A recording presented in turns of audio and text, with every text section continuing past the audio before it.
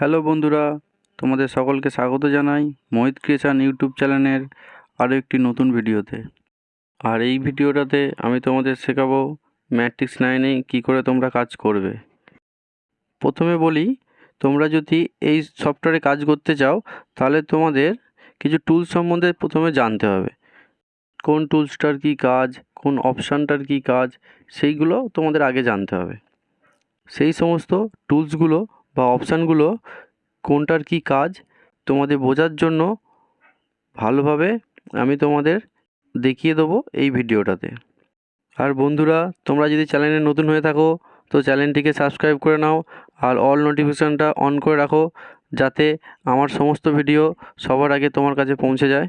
এই চ্যানেলে জুয়েলারি ম্যানুফ্যাকচারিংয়ের সমস্ত কিছু আমরা শেয়ার করব তোমাদের সাথে, যেমন CAD design, manual design, casting, ভ্যাক্সেটিং, ফাইলিং ইত্যাদি ইত্যাদি সমস্ত ভিডিও তোমাদের সাথে শেয়ার করব এবং তোমাদেরকে জুয়েলারি ক্যাট ডিজাইনের কাজটি আমি তোমাদের শেখাবো।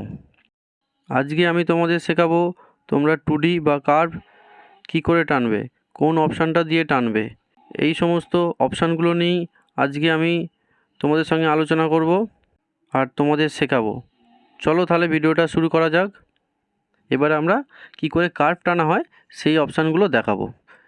ফার্স্ট আমরা কার্ভে চলে যাব, ম্যাট্রিক্সে কার্ভে চলে যাব, মেনু বারে গিয়ে কার্ভের পরে প্রথম অপশানটায় আসি, এটা হচ্ছে লাইন অপশান, পলিলাইন। এই অপশানটার কাজ হচ্ছে আড়ে বা লম্বে লাইন টানা। দেখো আমি টেনে দেখাচ্ছি, বুঝতে পারছো তোমরা?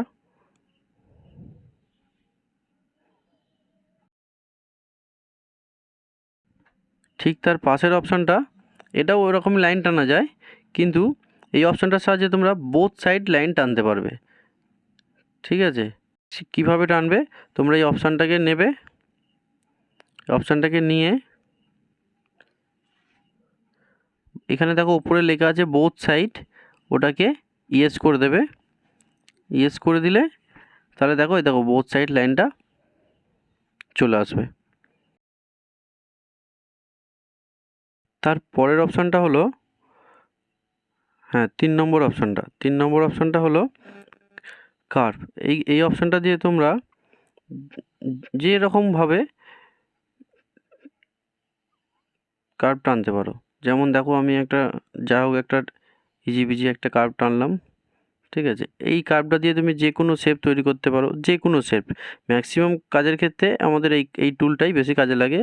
এই অপশানটা দিয়েই আমরা বেশিরভাগ ড্র করে থাকি, যে কোনো পিস আমরা এটা দিয়ে ড্র করে থাকি। যেমন দেখো আমি একটা ম্যাঙ্গো শেপ টাইপের ড্র করলাম এখন। এর পরের অপশানটা দিয়ে তোমরা চার চৌকো বা লম্বা কোনো বক্স করতে পারো, যে কোনো বক্স, চার চৌকো বলো কিংবা লম্বা বলো তোমরা করতে পারো। আর তার পরের অপশানটা দিয়ে তোমরা সার্কেল করতে পারবে, গোল রাউন্ড করতে পারবে।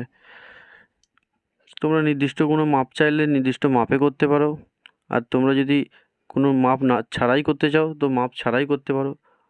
মাপ দিয়ে করতে হলে তোমাদের খালি সার্কেল অপশানটা নিয়ে তোমাদের যেই মাপ দেবে সেই মাপটা দিয়ে এন্টার করতে হবে, তাহলে সেই মাপেতে তোমরা সার্কেলটা চলে আসবে। আর এর পরের অপশানটা আছে, সেই অপশানটা দিয়ে তোমরা ওভেল টাইপের শেপ তৈরি করতে পারো। হ্যাঁ এই অপশানটা দিয়ে এবার দেখাই। তার পরের অপশানটা দিয়ে তোমরা হাফ রাউন্ড তৈরি করতে পারবে। হাফ রাউন্ডের যে সমস্ত পিস হয় সেগুলো তোমরা এই অপশানটা দিয়ে তৈরি করতে পারবে। যেমন মারপিস শেপ থাকলে তোমরা এই অপশানটা দিয়ে করতে পারবে। দেখো আমি একটা বানিয়ে দেখাচ্ছি তোমাদের, এ দেখো।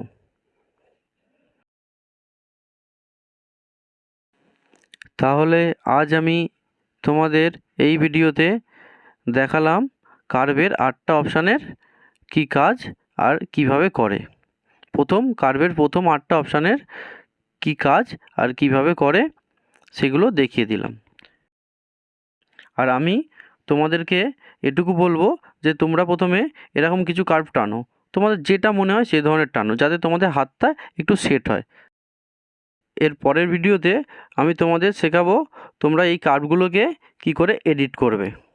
আজ তোমরা কার্ভ টানলে, এর পরে দেখাবো তোমরা এই কার্ভগুলোকে কী করে এডিট করবে এবং ব্যাকগ্রাউন্ডে পিকচার ফ্রেম বা পিকচার কি করে তোমরা সেট করবে।